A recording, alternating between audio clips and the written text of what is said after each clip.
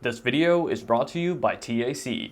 Welcome to my ultimate guide for the iPhone 14 Pro. In this video, I'm going to be covering everything you need to know from the iPhone 14 Pro's essential new features, as well as tips and tricks in key apps, and showing you how to optimize the iPhone in terms of the settings, battery life, as well as performance with some essential settings to change. Without further ado, let's get started. Alright, so to start off, we're going to be looking at customizing the lock screen. Now, iOS 16 adds some really great customization to the lock screen. So to do this, the first thing we're going to do is wake up the phone and then press and hold on the lock screen. And this will bring up this secondary menu where we can then swipe to the left and right to cycle between all of our saved lock screens. Actually, if you have an Apple Watch, this will look familiar to you. This is kind of like swapping between your watch faces. Now, to add a new lock screen, we're going to tap on the little plus sign that we have in the bottom right here, and then this will allow us to add a new wallpaper. On the top here, we have a few suggested wallpapers. We also have some photos. These I think are really cool. I like how it kind of crops you out of the photo to create kind of a 3D effect, placing the time behind you. We have some cool weather ones, ugly emoji ones, and we have some colorful options as well. Let's go ahead and pick a colorful one, nice for a change, so we'll swipe across here. Let's go ahead and pick this one here. This is kind of a Finding Nemo one. This actually goes back to a very old iPhone wallpaper. Let me know in the comments if you know which iPhone that is from. But once you've chosen your wallpaper, just tap on it, and then here we can customize this further. Now we'll go from top to bottom, and on the top here where it says the date, we can actually add a widget. So we can have the calendar showing your events, weather, as well as your activity rings. Now I like to keep mine quite simple. I like to have the date as well as the day of the week, so we'll keep that as is. And then beneath that we have, of course, the time, but for the first time now we can actually change the font, and I really like this feature as this goes a long way to customizing your phone to really match your style and what you like. Now, if you've seen any of my other iPhone videos, you'll know that I really like this bold sort of classic look, so we're going to pick the same one here, and then we can also adjust the color. I like the first option though, as it kind of blends the color from the wallpaper, and I think that looks really nice. But the best customization on the lock screen is the ability to now add widgets. So to do this, we're going to tap on the Add Widgets button, and here we'll have a list of suggested widgets. So you can see we have things like your calendar, weather, alarm clocks, again, activity. This is great if you have an Apple Watch, even things like stocks. And then if we scroll down, we can also sort by application. A lot of third-party apps that you download from the App Store will also have accompanying widgets, and you'll find these in this list here. Now, I personally love to have the weather, so this nice little compact weather widget will show the current temperature, 6 degrees in London, so very cold. Good thing I'm inside with a nice candle filming a YouTube video. And it will also show you the low and high temperatures for that day. As well as this, I also like to have the activity rings. As an avid Apple Watch user, I love to remain active during the day, and this ring on my home screen certainly reminds me to do so. Now, one tip I do have when it comes to selecting widgets on your home screen, on your lock screen, is less is more. Now, you may have heard me say this if you've seen any of my other guides, but the same applies for the iPhone 14 Pro, as while widgets are a great way to get a lot of information at a glance, they are essentially small apps that will constantly run in the background and thus take battery. So the more widgets you have, the more battery it will take. So my suggestion is use them sparingly. So you have the option for up to 4. I like to have these 2 and add no more. And then once you're happy with the wallpaper, we're just going to go ahead and add here. And then we have the option to add it as a pair, either to the lock screen and the home screen, or just to the lock screen. In this case, let's go ahead and add it as a pair. And there we go. So among the list of other wallpapers and lock screens that we added previously, we now have the new one that we created, and to set it, all we have to do is tap into it. For an iPhone as expensive as the iPhone 14 Pro, it is essential to protect it. However, if you're like me, you don't want a case that is bulky or intrusive. Instead, you want something that is thin and light, and this is where the TAC Standard Case comes in. This is the Standard Case 2.0 in black and clear. These cases weigh just 6 to 10 grams and are 0.35 millimeters thin. So when the case is on the phone, because it is so thin, it almost feels like you have no case on at all, and this means the phone is super comfortable to hold in the hand and use, while still having the reassurance of having some protection against day-to-day wear and scratches. The case features a simple and minimal design, with a precise camera cutout that still has a raised edge to protect your lenses from surfaces, as well as an edge to protect your display. The cases are fully compatible with MagSafe. However, if you want to add even more magnetic strength, TAC also offer the MagSafe Plus magnet, great if you use a MagSafe wallet. If you want to learn more about the standard case from TAC, be sure to click the link in the description and use code Dion Schuddeboom for 10% off your order. All right, looks great. Almost unintentionally matches my bonsai tree off to the side, but hey, it works well. So what we're gonna do is we're gonna unlock the phone now, and let's take a look at some essential gestures. Now, I know you might think this is very basic, but it's always good to brush up on the basics and make sure that you're doing them correctly. So starting off simple, let me show you how to close an app. So here I've just opened up the Settings app, and to close it, simply swipe down from the bottom of the display. Now, you'll know where to swipe if you find this bar that you'll find always at the bottom of the display. So regardless of the orientation of your phone, whether it be in portrait or landscape, swiping up from where you see that bar will bring you back to the home screen. Now, what you can also do is swipe up and hold, and then swipe to the right. And this will bring you into the multitasking menu, and this will allow you to see all of your open apps. If you ever want to close an app or to restart it, for example, simply swipe up, and that will then remove it from the display. Now, this also allows you to switch between apps. So let's say I can go to the weather here, and then I can go back to, let's say, notes, for example. Now, a quick tip here is to quickly switch between two recent apps. What you can do is actually swipe across the bottom of your display. You'll see that I'm now quickly switching between these two apps. This is great if, say, I have a news article or a Safari window open, and then on the right here, I'll have my notes to take some notes. I can quickly switch between two apps without having to go to the multitasking menu and tap into the app. And then to access your notifications, simply swipe down from the top middle of the display. They'll be listed here and grouped by app. And again, to dismiss this screen, you'll see that familiar bar. So just swipe up from the bottom to get back to your home screen. Now, lastly, to access the control center, you're going to swipe down from the top right of the display. Now, the control center is a great way to access some core system functions. You can adjust your brightness, turn on and off your Wi-Fi, get your media controls as well. And this can actually be customized, and I'll show you this later on in the guide. Earlier, we looked at customizing the lock screen. I now want to show you how to customize the home screen. Now, let's go ahead and start off by rearranging the apps. Now, to do this, we're going to press and hold on any application, and you'll then get this secondary menu where you'll find the Edit Home Screen button. Go ahead and tap that, and as you can see, all of the apps will sort of start to jiggle, not fold, and this will then allow you to remove apps as you please. So I can just go ahead and take the YouTube app here, move that down, move it up wherever I like, and as you can see, all the other apps will sort of automatically make way. Now, if I want to move this app to a separate page, I can add it to, or bring it to the edge of the display, and then we'll automatically add to the second page. If you don't already have a second page, it will automatically create one. Let's go ahead and bring this back to the front page here and place it there. And that's how you rearrange your apps. You can also delete an app by pressing the little minus button that you'll find in the top left corner. And this will give you two options, either to delete the app or to remove it from the home screen. Now, as the first option implies, the delete app option will delete it from your phone and also clear up storage. The second option, however, will essentially hide the app. So it will remove it from the home screen where the icon will no longer be visible, but the app will still be on your phone. To give you an example of this, let's take this Freeform app here, or Freeform app here, and let's go in and remove the app and then remove it from the home screen. So you'll see that it's off the home screen now. However, it is not deleted from the phone, so the app can still be found in your app library. Now, this is a menu that will contain all of your apps, and you can access this by swiping all the way to the right of your phone. You can see here, if I then search for Freeform, there it is. The app will still be on your phone. Now, why would you want to do this? This is a great way to hide more sensitive applications, perhaps finance or banking apps or anything that you kind of want out of view. You can do it like so. Another great way, reason to use this is if, say, you want to keep your home screen very minimalistic and just store all of your apps in your app library. That's one way to do it as well.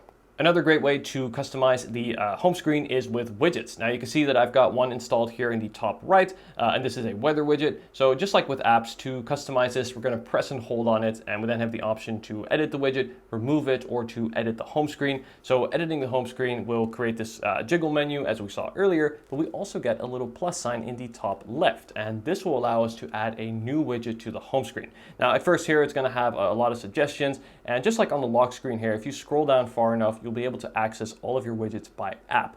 Now, for the lock screen, you have quite a variety of widgets to choose from. However, for the home screen, you get even more, and you also get different variety of sizes for each widget. So let's say here I have a battery widget, and you can see as I swipe to the right here, the bigger the widget, the more space it will take on the home screen, but of course also the more information it's going to be able to display. So let's say, let's take this battery widget. Let's go and add that in there. As you can see, it was then going to make room for that, and I can then drag this around wherever I like as well. So let's say I want it over there, looks great. And then to remove the widget, go ahead and press the minus button there to remove it. But I kind of like it, so we're going to keep it there. And once we're happy with that, we'll go ahead and press done. And again, I'm going to repeat the same advice as from the lock screen. When it comes to widgets on the home screen, the same is true, less is more. The iPhone 14 Pro introduces many new features, a lot of which we'll look at today, and some of which are also some great new safety features, and you're going to want to make sure that these are activated in order to take advantage of them. So to do this, we're going to open up the Settings app here, and then we're going to scroll down to where it says Emergency SOS. Now here we have a few options. You can see that on my phone, some of them are grayed out, and that's just because I do not have a SIM card in this phone. On your phone, however, these will be visible, and you will be able to click them. The first one that I suggest turning on is Call with 5 presses. What this means is if, say, your phone is in your pocket and you are in a situation where you need to suddenly call for help or dial emergency services, what you can do is press and click the side button 5 times repeatedly, and this will then automatically start a call with emergency services without you having to reach for your phone and dial a number. A feature I hope to never need, but it's still reassuring to know that it exists on the phone. And the same is true for crash detection. Now, crash detection was originally introduced on the new Apple Watch Series 8s as well as the Ultra, and is also now on the iPhone 14s. As the name implies, this feature will detect if you're ever in a severe car crash and then automatically call emergency services if you do not respond to a prompt on screen. I think this is a very good feature to have. Again, something you hope to never need, but it really is reassuring and good to know that that's there in the background should it ever be needed. And now on the topic of safety, let's take a look at some security features on your iPhone 14 Pro. Now to do this, we're going to go back to the main menu in the settings menu, and we're going to swipe down to where we see Face ID and passcode. So here I'm just going to have to type in my password here. Let me try it one more time. There we go. So the first options we have here is to select what we would allow or disallow Face ID to do. Now, Face ID is a very safe biometric authentication system that I highly recommend using, and I think you can absolutely rely on. So for example, I suggest turning on all of these functions, not just to allow it to unlock your phone, but also to make payments, use Apple Pay, as well as autofill passwords. This is great as this means it will automatically type in any saved account details that you have by scanning your face without you having to manually retype your password and email, etc., etc. And beneath that, we have the option to set up an alternative appearance. Now, this is great if, say, you wear glasses like I do, or maybe if you're a woman and you frequently change your hairstyle, or as a man, if you have a beard that you will shave. Face ID will work better if you set up an alternative appearance for that different look. It'll be more reliable and more quick to use. And beneath that, similarly, is also the option to allow Face ID to unlock whilst you're wearing a mask. Previously, this required an Apple Watch. However, now this is also possible just with the iPhone, and this is great to know that even with a mask, Face ID will still recognize you. Now, a couple more features with Face ID, and that's these right here. And I highly recommend you turn these on, as these are very important and makes Face ID even more secure. The first is require attention for Face ID, and the second is attention aware features.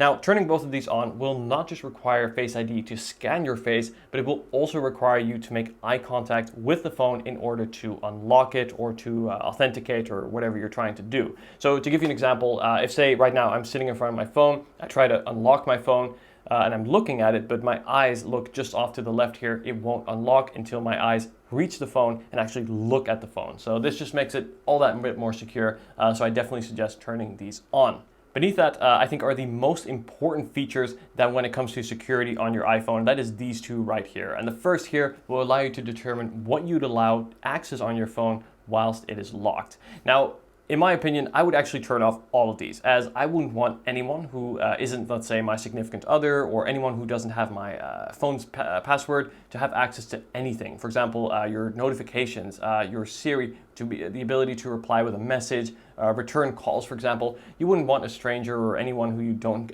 give permission to be able to access these things on your phone. So I suggest turning off all of these. Now there are two exceptions, and that is the ability to see your lock screen widgets as well as your live activities. These can't do much. These are more there to just display information. So I think these are pretty safe to turn on, but everything else, I'd suggest just turning it off. And then the last really important feature here or setting is the erase data setting. Now, if ever your phone is lost or stolen, ultimately what is most important is your personal data. What this means is if ever your phone is stolen, for example, and someone tries to brute force their way into your phone by guessing your password repeatedly, after 10 failed attempts, your phone will completely wipe itself and erase all the data. And what this means is even if your phone is lost, your data will not be and will eventually be erased on its own. So definitely suggest turning this on. I think my favorite feature of the new iPhone 14 Pros is the incredible display, and we can make it even better in settings here to optimize it. So we're going to go back into the main settings window here, and then we're going to select on display and brightness. So we'll go ahead and tap into this, and the first option we have is the ability to switch between light and dark mode. Now I think light mode is great in the day and dark mode is great at night, and you can actually have it automatically cycle between the light and dark mode by triggering this option over here that says automatic. And as you can see, what I've done is I've got mine timed on a schedule. So from 7 a.m. till 10 p.m. I will be in light mode, whereas in the hours of the night, in other words 10 p.m. till 7 a.m. it is in dark mode. Just looks a little bit less straining on the eyes and nicer to see at night. You can also have it correspond with the position of the sun if you like, but I think this custom schedule works really well. So it gives you the best of both for these appearances, which I think both have their purpose. Beneath that, we also have the option to turn on and off True Tone. Now, let me quickly show you what this does. If we turn off True Tone, you can see that the display gets kind of a bluish tint to it. It looks a little bit colder. And then if I turn it on, it gets a bit warmer. Now, what True Tone does is it actually adjusts the temperature of your display to match your surrounding environment. So at the moment, I got studio lights shining up from above, and as you can see, it makes the display a little bit warmer. And the purpose of this really is to just make the display a little bit more pleasing to look at. And I think this works really well, especially if you turn it off. You can see what a difference this makes, and this just looks quite a bit nicer. So I definitely suggest turning this feature on. Now there is one time or one sort of occasion where I would suggest turning this off, and that is if you're ever editing videos or photos, as of course this will impact the colors of the display. Naturally, your display won't be as accurate, and when you're editing photos or video, you want the most accurate display possible, in which case I would turn this off, and otherwise just keep this running. I think this looks great and only makes the display nicer to look at. And a similar thing can be said for night shift. Now, night shift is the menu beneath it here, and what this does is this creates a sort of orange hue to the display. You can see it's quite drastic, but why it does this is, well, it does this to limit the amount of blue light that's being emitted from your display. Now, if you don't know, blue light can affect your sleep. It can even cause headaches for some people, so the less blue light, the better, particularly when you're using your device at night. So you can also set this to a schedule. Again, you can have it timed from late in the evening till early in the morning to again limit the blue light, and this should definitely help. Again, there's many different studies show how bad blue light is, so manually or turning this on to sort of limit the amount of blue light coming out is definitely a plus. But again, do not use this whilst you're editing videos or photos, as they'll come out orange. And this brings us to the always on display. Now, this is a feature that is of course exclusive to the new iPhone 14 Pro and iPhone 14 Pro Max. And with the recent iOS 16.2 update, Apple has added some new features to this. Now, if you've seen my iPhone 14 Pro review, you'll actually know that I typically turn this off on my iPhone 14 Pro Max because I actually found the always on display to be a little bit too bright and too a bit distracting during the day, actually, to always have my screen on. As you can see, this is what it would look like out of the box, where it will always show the wallpaper as well as the time widgets and your notifications. But what you can do now is you can actually customize this. So we can turn on the always on display. And then of course we can also have the option here to turn on and off the wallpaper. So you can see I've just turned off the wallpaper here, and this gives you a look at what the always on display looks like now. Well, let me try that one more time. There we go. So you can see it's much more subtle as the wallpaper is now off. So we just get a black screen. only the time, only the widgets, and your notifications. This, I think, is the way to do it, and this is actually how I have my always on display set up on my phone. Now, of course, if you really want to save some battery, you could always turn this off entirely. So if you turn off the always on display, your screen will just be black as it is on all other iPhones. Fun fact, I actually estimate the always on display to take anywhere from 7 to 5% battery, 7% on the 14 Pro and around 5% of your battery on the 14 Pro Max throughout the day. So depending on your use cases, this may be worth it for you, it may not be. Actually, while we're on the topic of saving battery, let me show you the two biggest features or ways to save battery on your phone. Believe me, these will make a significant difference. And the first is notifications. Now, if you're like me, your phone is probably going off throughout the day with dozens of notifications, some of which are important, many of which are semi-important, and shockingly many are not important at all. And what this means is what I suggest you do is go through your notifications. You'll see it's broken down by all apps here, and turn off all the notifications that you don't need. For example, I only allow notifications from messaging apps, financial apps, certain social media, but things like games, books, Amazon, right? These are all things that don't need to be sending me notification. Headphone apps, right? These are all things that would just bother me or distract me throughout the day without having a good reason to do so. So just turning off the notifications, it's better for your well-being and also great for your battery life, as this means your screen will be activated less, your speaker will go on less often, and the vibration motor will activate less as well. So together, this will really make a big difference. Again, not just for your battery, but also for your mental well-being. Now, to add to that, the second way to do this, the second great battery saving tip, is you go into General, and then we'll click on the background app refresh. Now, similarly to notifications, I suggest scrolling through all of your applications and turning off the apps that don't need to be refreshing in the background. Now, on the top here, you do have the option to turn off background app refresh for all applications. This is something that I do not suggest doing, as there are certain apps that you do want to run in the background and always be up to date. For example, Maps apps, as well as your mail. But other apps like shopping apps, loyalty card apps, games, right? All these apps do not need to be running in the background. So you can see that for just about half, maybe even more of my applications, I've turned this off, and this is going to save a lot of battery over time. So again, these two tips here, notifications and background app refresh, these combined really suggest you customize this to your use case, as this is going to save you a lot of battery. Earlier on in the video, we briefly checked out the control center. Now, again, this is a great way to access those core system functions, but to make it even better, this can be customized. So what we're going to do is swipe back into the settings app here, and then we'll scroll down to where we find control center. And this will then, first of all, give us the option to allow access to Control Center within apps. So in other words, can you access this menu whilst you're in another app? I like to have this on, as I find this super useful to always have easy access to. But if, say, you're a mobile gamer and you're swiping from all corners of your display, you may not want the Control Center to get in the way of your content. So maybe for that use case, you'd want to turn it off. But otherwise, I suggest turning it on. Now, scrolling down further, these are all of your controls that are currently in the Control Center. So we can go ahead and remove them by pressing the little minus button, and then we'll select Remove. We can also rearrange them by pressing and holding this little sandwich menu on the right. And then beneath that here, we have all the controls that can be added. So as you can see, I just removed the torch. So if we swipe down here, you'll see that's now been removed. Go ahead and add that back by pressing the plus sign. And you'll see that's now on the bottom of the list. And there it is. Let's say I want to move it to the top of the list, which is up here. I'm simply going to swipe, bring it up, and as you can see, that's now moved. Another cool tip, by the way, if you press and hold on the torch icon, you can actually adjust the brightness. This is great if, say, you're, I don't know, looking for your charger late at night. You don't want to wake up your significant other in the room or something like that. But this is a great way to customize the control center. Basically, what you're customizing is this lower half portion of it. So you can see I've kept mine pretty minimal, just the 8 that I use most, but you can add quite a few, as you can see. When we were looking at the control center, you may have noticed this option here that says focus. Now, if we go ahead and tap into that, you'll see that we have a range of different focus modes to choose from. But what are focus modes and how do you set one up? Well, great question. To do this, we're going to go and tap into the new focus button with this little plus sign here. And this will allow us to add a new focus mode. Now, focus modes are really meant to sort of customize your phone in terms of what notifications are coming in and who can and cannot contact you. to depending on what you are doing throughout the day. Whether you are sleeping in Do Not Disturb, working out, or whatever the focus mode may be. You can even create a custom one. But let's go ahead and add a new one. Let's say we're going to create a gaming focus mode.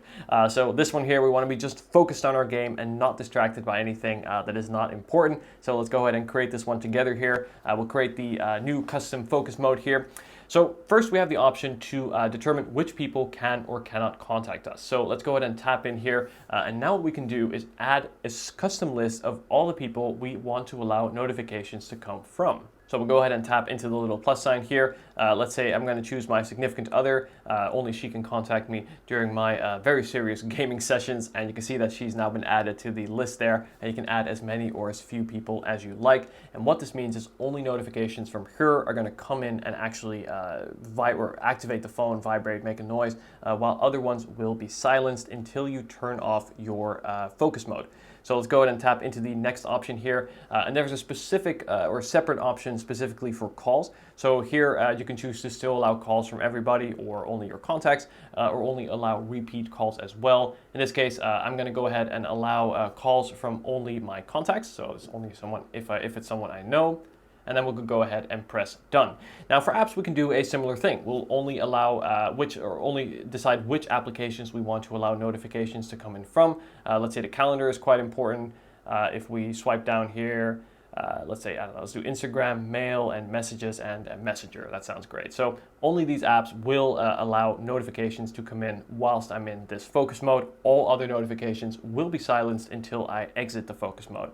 Go ahead and press done here. And you can even also assign a specific lock screen. You remember earlier on in the video at the start when we created that new lock screen, you can even create a gaming lock screen. Let's say in this case, you may want a nice gaming wallpaper. You want all of your games on your home page, on your home screen. You can do that as well and assign that lock screen just to this focus mode. Now, if we go ahead and swipe down here, we have other options. You can add a custom controller. You can also add filters and, of course, delete the mode as well. But let's say we're happy with this. So we'll go ahead and go back here. And then we'll go back into settings. And now what we can do, tap on focus, we have our new focus mode. So there's our gaming focus mode. Go ahead and tap that. As you can see, we get this little icon in the top right. And if you have multiple Apple devices, you'll see on my Apple Watch, get it to focus there. There we go. As you can see, it's also automatically carried over and activated the gaming mode there. This means the notifications will be limited on all of my other Apple devices, not just my phone. And then to exit the gaming focus mode, simply press and hold on it, tap on it again, and then we are back into the normal iPhone mode, let's say, and all missed notifications will now come in for you to read. Now next, I'm going to show you some really cool features in the most common applications. And the first is live text in photos. Now to show you this, I'm going to do a little live demonstration. So what I'm going to do is take a picture of this candle that I've got next to me here. So we'll go ahead and do that. And as you can see, there's the picture of the candle. Let's say I want to look up this name. So what I can actually do is zoom in and then press and hold on the name. And as you can see, it will detect the text and be able to select it. And we can then copy it. And let's say we go into a notes document here, create a new document. And we can then paste that right there. So I've got the candle name there. And this is great if, say, you are a student in a lecture or at work in a boardroom meeting. You want to take a picture of the whiteboard or of a slideshow and then quickly copy text right from that over to your notes. It works surprisingly well, even with handwriting. So this is a very useful feature to have. And I think it's really smart and works very well. And while we're on the topic of photos, let me quickly show you a feature in camera.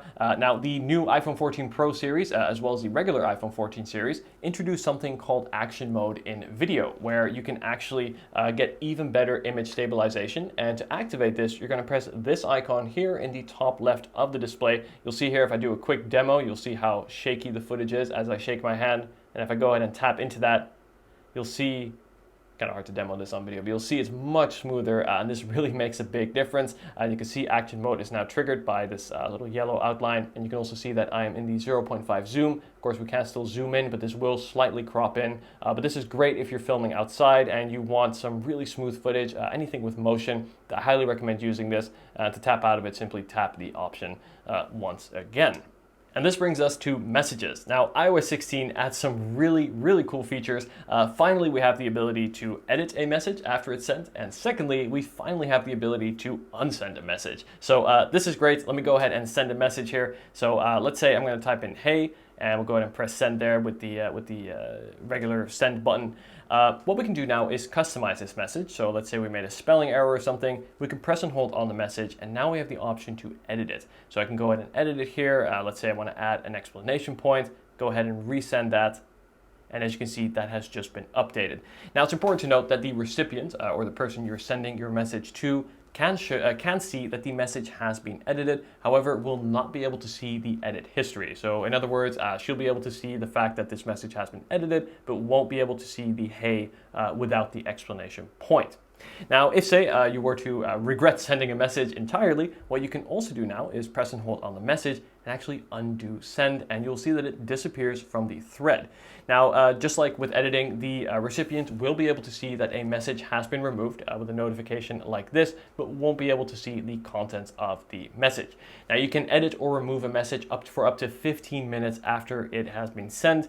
This is a great feature. I've definitely used this from time to time. Sometimes I make spelling mistakes, and believe me, this is useful to have. Speaking of useful to have, if you have the iPhone 14 Pro, or particularly the 14 Pro Max with its even larger display, to make typing with one hand even easier, what you can do is press and hold on the globe icon, and you'll see that we have the option to enable the one-handed keyboard. And what this does, you can see it kind of scooches all the letters slightly off to one side, whether it be the right or left.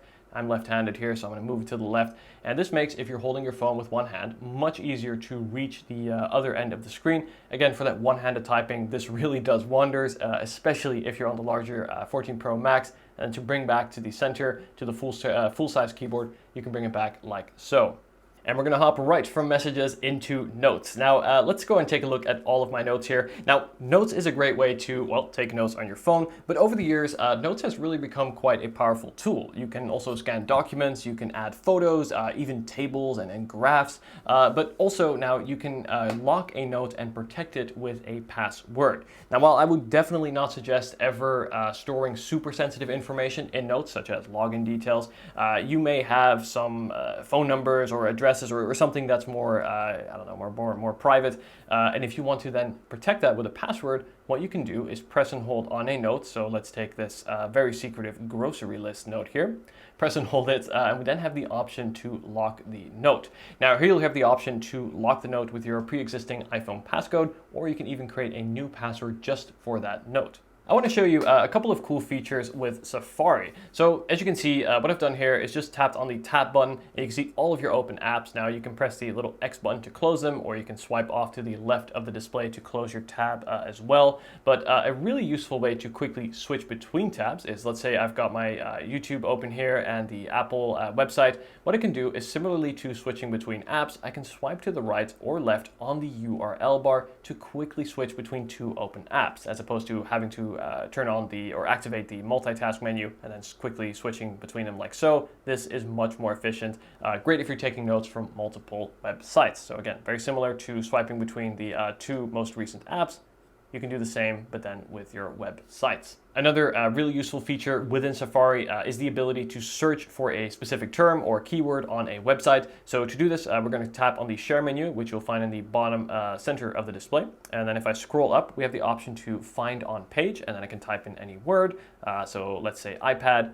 And there we go. It will then show all the uses or all the instances of the word iPad on the homepage or on the website, and then we can use the arrows to quickly cycle between them. Now, the last feature that I want to show you in Safari, let's say we go to a website that we often access. So let's say here, Google Flights. What if I want a more quick and easier way to access this? Well, I can actually add a shortcut to this website to my home screen. To do this, we're going to tap into the share menu again, and but this time we'll scroll down to where it says add to home screen. And then here you can see the icon that will appear. We can go ahead and rename it, as well as customize the URL to which it will lead to. And then we'll go ahead and select add. And there we go. As you can see, right on our home screen, we have a new icon, and this will take us right to the Google Flights website right from the home screen. This, of course, won't take up any storage, as this basically is just a shortcut, but won't require you to first open Safari, type in the website, etc. Here you can just go right from the home screen to the app. And then to remove it, just like any other application, press and hold, and then delete bookmark, and it will be removed from your display. Now let's take a quick look at Siri. Now Siri is great. I use it all the time for asking the weather, the temperature, as well as what my day is like in terms of calendar or to create a reminder. But how you use Siri does matter. So first we have the option to trigger Siri based on the activation phrase. I'm not going to say it now to not activate your Siris, but if you say this phrase right here, Siri will automatically activate. Now this is useful as of course this is a hands-free approach to getting Siri to work. However, what this also means is that your phone will be constantly listening for that activation phrase. So this means your mics are running, and this is going to take a lot of battery over time. Plus, can also quite easily be accidentally triggered. I have a HomePod in my kitchen, and I've had TV shows accidentally trigger Siri. If, for example, the word seriously came up, it would actually sometimes trigger it. So instead, what I prefer to do is activate Siri by pressing and holding the side button. You can see there comes Siri right there, and then we can go ahead and dismiss it by swiping from the bottom of the display. So this is I think, more reliable way to activate Siri, and will also save a lot of battery, as again, the mics won't be constantly listening for that activation phrase. So definitely suggest using only the second option to activate Siri. And this brings us to what is probably the most important part of this entire guide, and that is to back up your iPhone.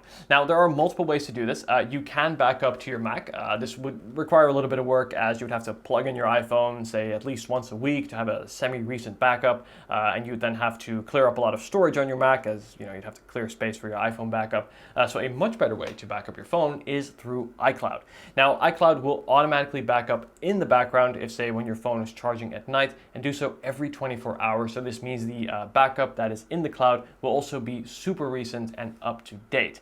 Now, the only downside here is that you will have to pay for this, as iCloud only gives you 5 gigabytes of storage for free, but you can get 50 gigabytes for only $1 per month, and 200 gigabytes, like I do, for just $3 per month. So for either, $12 or $36 per month, you'll have a backup always in the cloud that is up to date. You can see I've got a few here, a few iPhones, as well as an iPad. And what this means is if ever my phone is lost or stolen, all I have to do is get a new phone, restore from that backup, and everything will be back as it was. Not just my apps, not just my media, my photos, videos, music, but also things like your wallpaper, your settings, your message history, bookmarks even. Every single thing will be mirrored to the cloud, so it's just really reassuring to always have this in the background. And I highly recommend anyone who has an iPhone. Believe me, this service, there's so many services these days that we all spend monthly on, but this one right here is one I can highly recommend just for that extra peace of mind, knowing that if ever my phone gets lost, my data won't be. So, alright guys, thank you so much for watching this video. This was a very long video. Congratulations if you've made it to the end, but you are now an iPhone 14 Pro expert. Thank you so much for watching, guys. Let me know if you have any questions at all. I'd be more than happy to answer them in the comment section. And if you are interested, I also have done a full iPhone 14 Pro review, as well as a iPhone 14 Pro Max review, and I highly recommend checking those out, and I'll be sure to leave those linked in the video description down below. Thanks again for watching, guys. I wish you all a Merry Christmas and a Happy New Year in advance, and I wish you all a fantastic start to 2023. Thanks for watching, and take care.